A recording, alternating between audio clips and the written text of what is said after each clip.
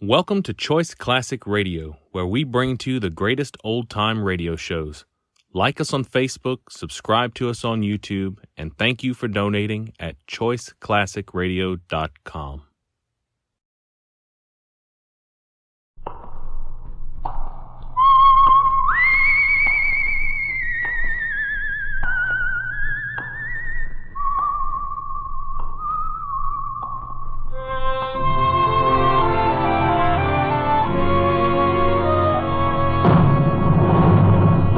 The Adventures of the Saint, starring Vincent Price. The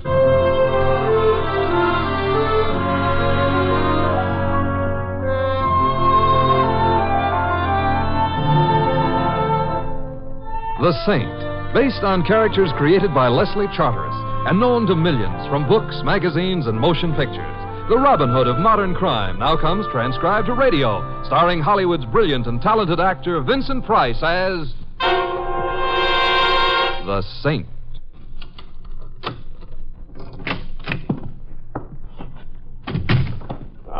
Good afternoon, Mr. Templar. Oh, good afternoon. Well, come in, sir. Come in. You're very kind. Eh? Well, it isn't everyone who'd invite a mere stranger in like this.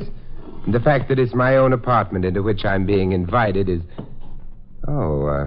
did you find what you were looking for? Oh, dear. Then you can tell I've been searching through your things. And I took such pains to be neat. I abhor disorder. That's exactly the way I feel about fat intruders who practice burglary in my apartment. Burglary? Oh, really, sir? Do I look like a burglar? You look like a fastidious rhinoceros with a taste for Bond Street tailoring. You see how appearances can be deceiving. I assure you, sir, another thing I am not is a rhinoceros. That makes two things you aren't. Suppose we trade them for one thing you are. Very well. For one thing, I am an unhappy man. Your wife doesn't understand you. No, the reason for my unhappiness is I no longer understand myself. I've changed. It worries me. Now, take last night, for example. Yes? It was such a commonplace activity, the sort of thing a man in my profession soon gets used to. And yet, all during it and afterwards, I found myself actually feeling sorry for the poor chap. Oh, and what was happening to the poor chap? Oh, the usual thing. Placing lighted matches under the fellow's fingernails, pressing burning cigars into the soles of his feet. Sticking pins into the calf of his leg. Yes, exactly. Prosaic, unoriginal, but still highly effective, eh? If they weren't effective, it's hardly likely that I would be here, wouldn't you say? The point is, why are you here, Fatty? The name is Archibald. Archibald? Roland P. Archibald. Obviously, I have come to regain possession of my property. What property? What does it look like? An envelope, Mr. Templar. A small manila envelope. And the man you tortured said he gave it to me? Yes.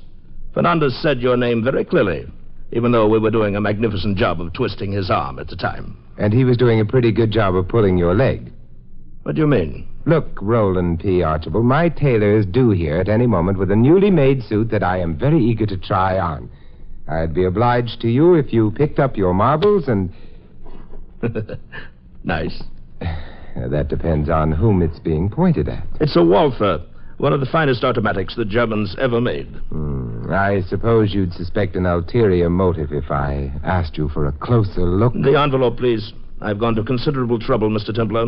My patience is exhausted, thoroughly exhausted. I'm not as thin as I used to be. Shall we break some rye crisp together? The envelope, for the last time. Very well, I suppose next you'll be pestering me for a stamp. Wait, don't come any closer, Saint. Well, I have to get the envelope. I just don't happen to have it on me. I've searched this apartment thoroughly. It has to be on your person. Outwitted, curse you. I'll take it, please. Hand it over. All right. Wouldn't it be amusing if when I reached into my pocket, instead of finding an envelope, I found a gun? You have a gun, Mr. Templar? A gun? Of course not. I was just... Wait. Keep your hands where they are, Saint. But the envelope... Now raise your hands, please. Higher. Thank you. I'll remove the envelope from your pocket myself. Playing it cagey, Chubby? In my profession, caution is the difference between living and dying. Now, which pocket? This one. Yes. Yep. It is a nice gun. If you'd shown it to me when I asked, I wouldn't have had to kick in your bay window. That kick is going to cost you your life. Well, everything's expensive these days. Do you know the way out? Yes, Mr. Templar. But what's more important, I know the way back.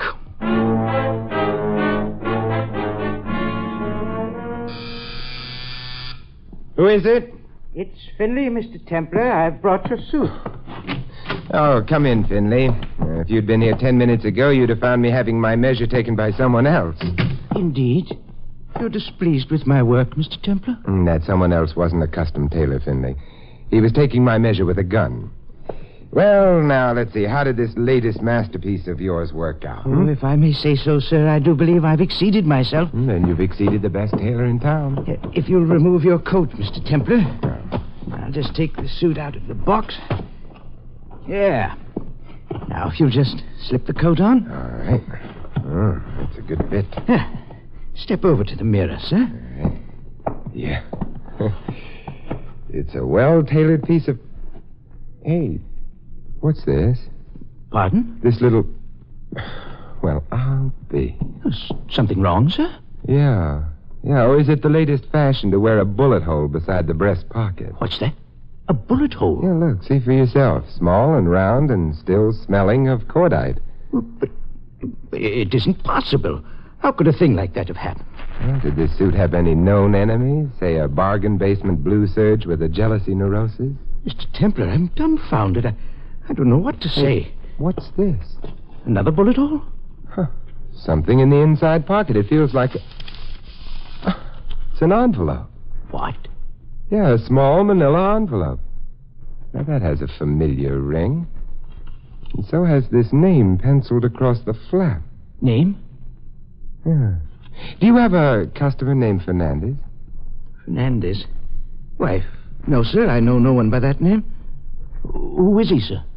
A man who tells tall tales when his arm is twisted. A man who right now is probably very dead.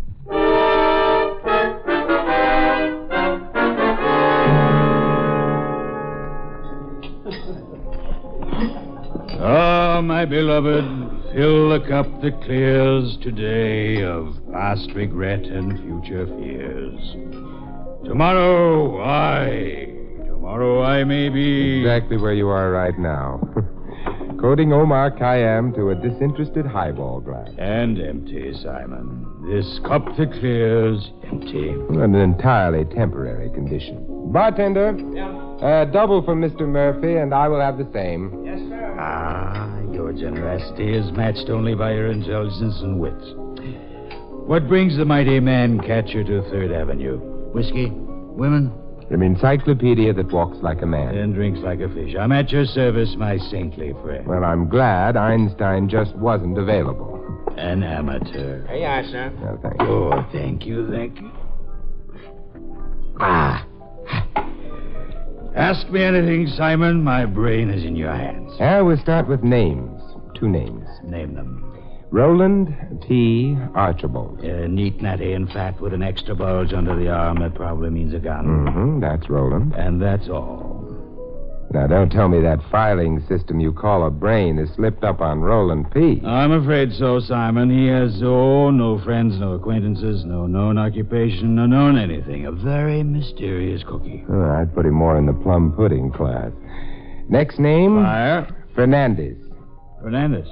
Oh, Simon, I know so many. I was afraid you would. 3 bartenders, a manufacturer of hearing aids, a truck driver. Oh, best and safest driver I ever knew. All truck drivers are the best and the safest. Any more? Safecracker, a professor of Oriental languages, 3 more bartenders. Well, what's the use? I wouldn't know the right one if I heard it. Look, take a look at this. 4 sheets of foolscap. You want to know what it is? I know what it is. It's a formula, a complicated formula in nuclear physics. Oh, now I'm learning. Where did you get this hot potato, Simon? It came in a small manila envelope that I found in the pocket of a brand new suit. And you want me to tell you what the formula means? Too bad Einstein wasn't available. I'm more concerned with whom this belongs to rather than what it means. These initials printed in the upper left-hand corner. Initials. Oh, yeah. D-R-L. Which means? D-R-L. Well, Simon, on a formula in nuclear physics, the L probably stands for laboratory. Bartender, triple for Mr. Murphy. Yes, sir. Drop in any time, Simon, any time. I shall always be glad to receive you.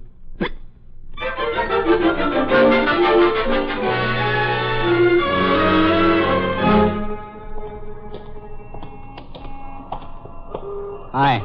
Hi. Been waiting a long time for you to come out of that saloon. Oh, why? I wanted to see you, that's why. You're the saint, aren't you? I'm the saint, and you're seeing me. What are you seeing me about? The envelope. You know, the one with the formula. I want it.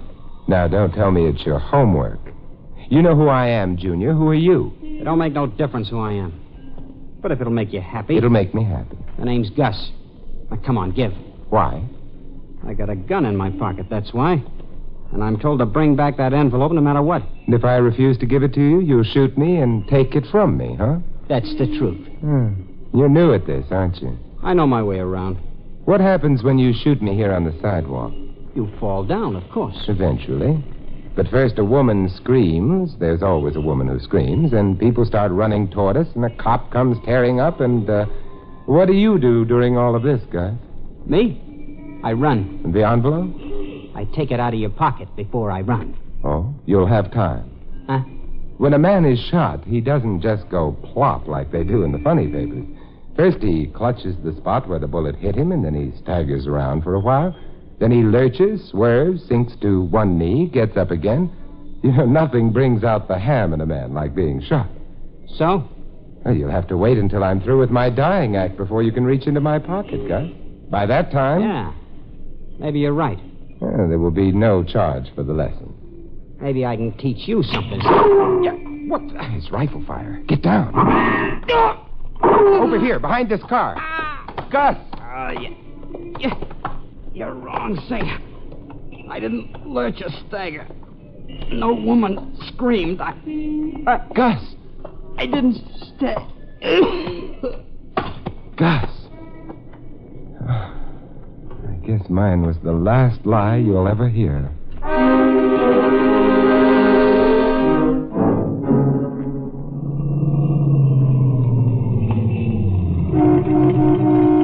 Mr. Templar! Oh, Mr. Templar!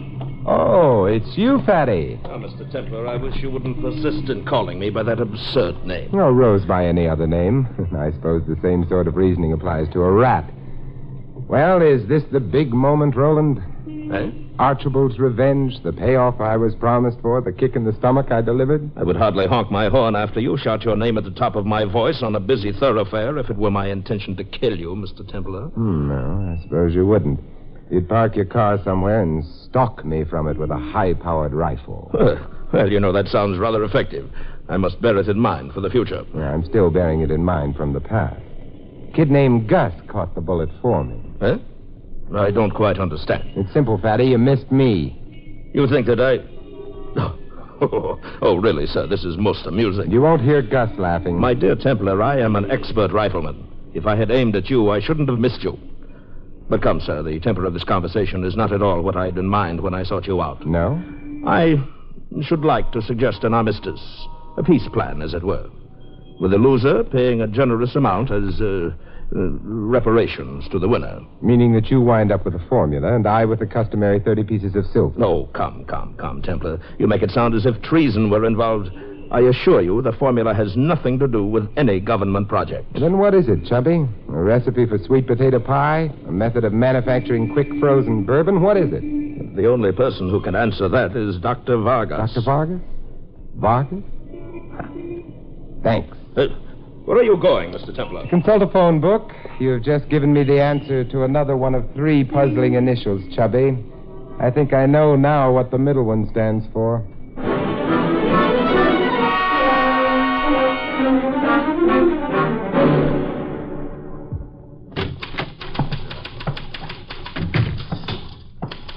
Good morning. Good morning. May I help you? So this is VRL, Good old VRL. I beg your pardon. I'd like to see Dr. Vargas. Dr. Vargas? You seem surprised. This is the Vargas Research Laboratories, VRL. Of course, But Dr. Vargas never sees visitors. Oh, I'm not a visitor. What I've got in a small manila envelope practically makes me a member of the firm. I beg your pardon? Again? And on such short acquaintance? But what? Merely tell the doctor it's probably a matter of life or death. But I've strict instructions never to interrupt the doctor. Whom shall I say is calling? Simon Templar. Simon. The saint? With a question mark where my halo ought to be. Do we know each other? No. Huh. Something tells me that we will. But until that happy moment, If that's Templar, send him right in. Hey, did you hear something? Something that sounded like artillery fire with the ability to make words? Through that door, Mr. Templar. Oh, thank you. Well, come in, come in. Don't take all day about it. You can close the door now. Sit down, Templar. I believe we have something to discuss. I have something to discuss with Dr. Vargas. And who am I supposed to be, Snow White? I'd rather not answer that. Let's get right to the heart of it, Templar. I'm a busy woman. And I'm a puzzled man, Doctor. And one of the things that puzzles me is how you knew I was coming here. A friend told me to expect you. A friend who carries about 75 extra pounds and who dislikes being called fatty, Not so sure I like your friends. And I'm not so sure I give a hang.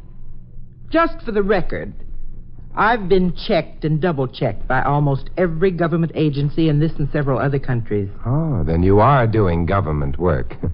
Your fat friend is a terrible liar. Take it up with his clergyman.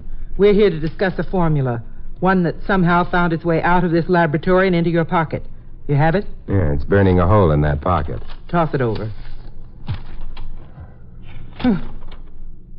This is what the fuss is all about? That. Good day, Templar. Yes, it is rather nice out. Then please feel free to go out and enjoy it and take this mishmash with you. Mishmash? Gibberish, prattle, nonsense. Pick your own word. The word I pick is why. Why? Why what? Look, if this formula is mishmash, why does a fat man named Archibald want it so badly? Why does a kid named Gus threaten to gun me down for it and wind up getting a rifle slug right into another world? And why is a new suit delivered with a bullet hole over the heart? And why did... I'm a scientist, not a policeman. Goodbye, Mr... Dr. Vargas, excuse me. Yes? You're wanted in the laboratory right away. Okay. Mr. Templar was just leaving. Will you show him out, Miss Fernandez? Did she say Fernandez? That's my name, Jean Fernandez. Well, I'm delighted to hear it. You have a father, a husband perhaps, or is it a brother who might be mysteriously absent? You know where... Oh, Mr. Templar, you must help me. You must. How? My brother Louis, he's... No, we can't talk here. Later. Well, here's my address. And if you see a certain beef trust named Archibald before I do, don't tell him your name is Fernandez. But he knows Oh, Mr. Templar, I'm afraid. I'm afraid.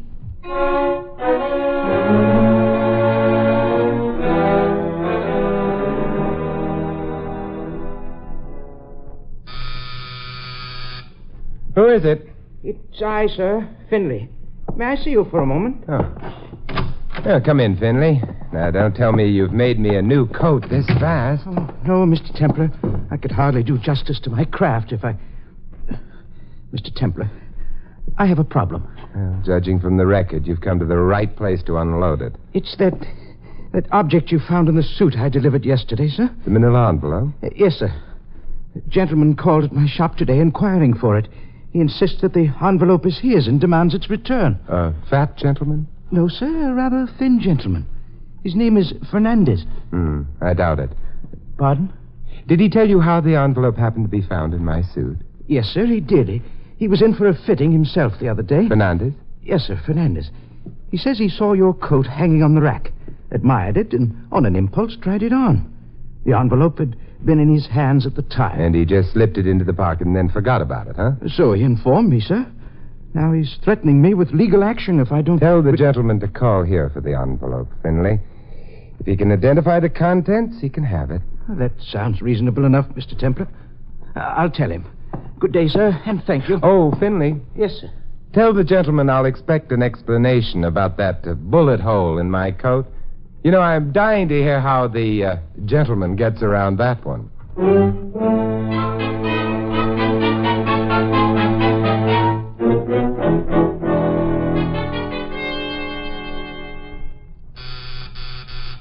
Who is it this time? It's me, Jean Fernandez. Quick, let me in. Gee, I expected you hours ago. I couldn't get away, and then when I did, he followed me. I had to lose him. Who? The fat man, Archibald. You know, it's remarkable that he stays that fat, getting around as much as he does. Oh, Mr. Templar, please. I haven't seen or heard from Lewis in 3 days. Do you know where... No. But I thought It isn't what you thought or what you think that's going to find your brother, Jean. It's what you know. What I know. I don't understand. Jean, what's your brother mixed up in? No, I can't tell you. I came here because I thought you knew where Lewis is.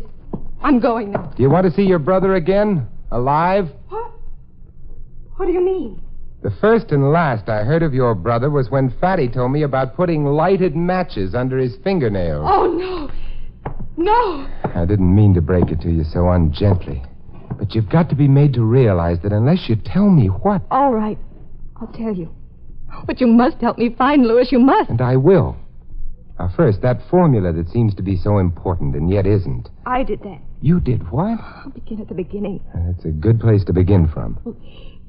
When Lewis was a very young man, in his teens, he was restless, nervous, neurotic, the doctor called it. The type which, with a few lies here and a little propaganda there, is easily convinced that there's nothing more noble than a certain form of politics, huh?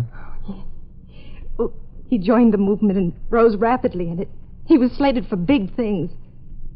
Till one day he stopped being restless and neurotic and looked at himself and what he'd become with disgust. And so he quit? Oh, he only thought he quit.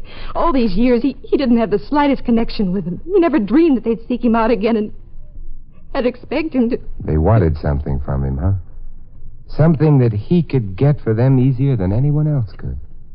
Well, they found out where I was working. They knew that Dr. Vargas was conducting important experiments, and they made my brother a proposition. Either he was to make me give him the Vargas formula, or he was to be executed. Oh, can't you see why I'm so worried? Especially since the formula you gave your brother to pass along was a phony. That's right. I couldn't give him the real one, not even to save his life. I simply couldn't. So I copied things from papers the doctor had thrown away, a little bit of each of a score of discarded papers. I thought it would work, that I'd fool them. Lewis doesn't know. He took it from me, said goodbye, And you haven't seen him since. Did he tell you where he was bringing the supposed formula? Who he was giving it to? He said I'd be safer if I didn't know. He merely said that he was going to meet a man who'd been one of their cleverest agents for years. One of the most important men in the organization. Oh, it must be him. It must be. Fatty? Well, what makes you think so? Why else would he follow me? Why else would he... Where are you going? To look out the window. I want to see if he's there. No, Jean, get away from that window. I just want to see if he... Somebody's been playing 4th of July with a high-powered rifle. This is no time to stand near it. Jean, get down! Jean! Jean! Jean! Oh.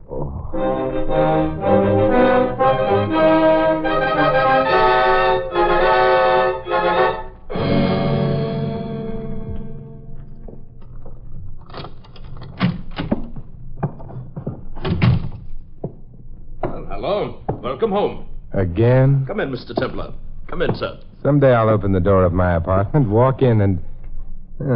this time you weren't quite so neat about it, Fatty. The name is Archibald. And this time, Mr. Templar, it was someone else. Someone with deplorably messy habits who searched your apartment. You've been to the hospital. Yes. Miss Fernandez is... She'll live. How about her brother, will he?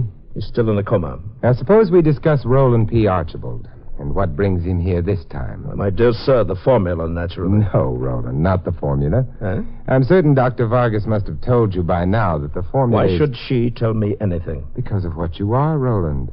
Something had been stolen from a laboratory, so you set out to bring it back. That's your job.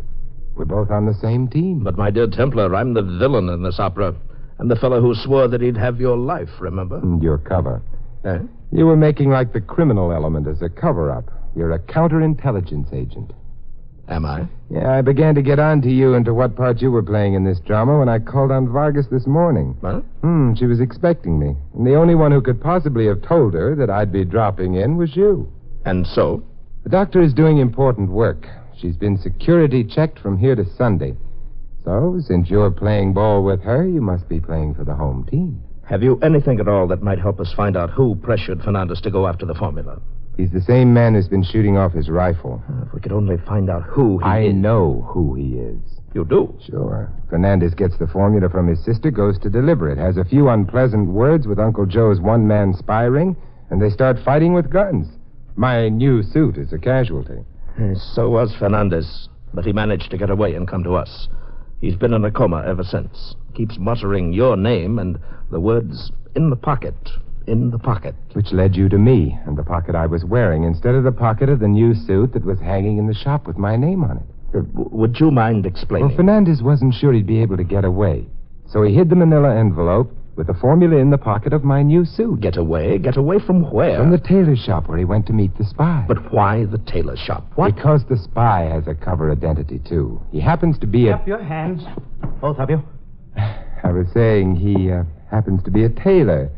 A tailor named Finley. Keep those hands up.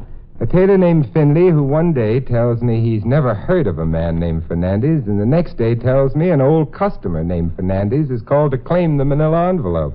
You're very clever, Mr. Templar. But where did you come from just now? Where were you hiding? I was in the closet, Fatty. You very rudely dropped in here while I was going through Mr. Templar's things just before. Still looking for that elusive manila envelope, eh, Finley? Yes, but the search seems to be about over, Mr. Templar, sir. Oh, I know what you're going to say. It's worthless. Don't waste your words, your last words. Just take the envelope out of your pocket and hand it over. Well, if you insist, and I see that you do. Careful, Saint. Very careful now. Something is funny. Yes, I was just thinking. Wouldn't it be amusing if when he reached into his pocket, instead of bringing out an envelope, he brought out a gun? He wouldn't live long enough to point it. You have a gun, Templar? A gun? Oh, why, of course not. Wait. Stay just as you are, Templar. I'll take the envelope from your pocket myself. Playing it cagey, huh? In my profession, it... Which pocket? This one.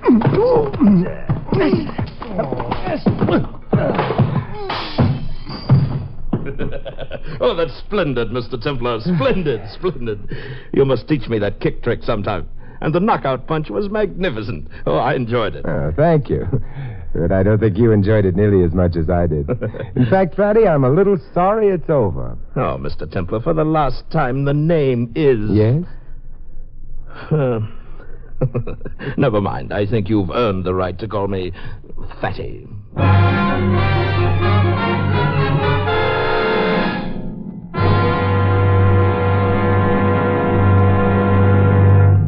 You have been listening to another transcribed adventure of the Saint, the Robin Hood of modern crime. Now, here is our star, Vincent Price.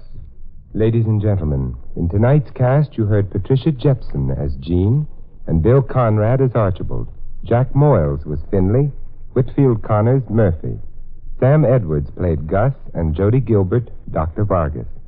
This is Vincent Price inviting you to join us again next week at this same time for another exciting adventure of the Saint. Good night.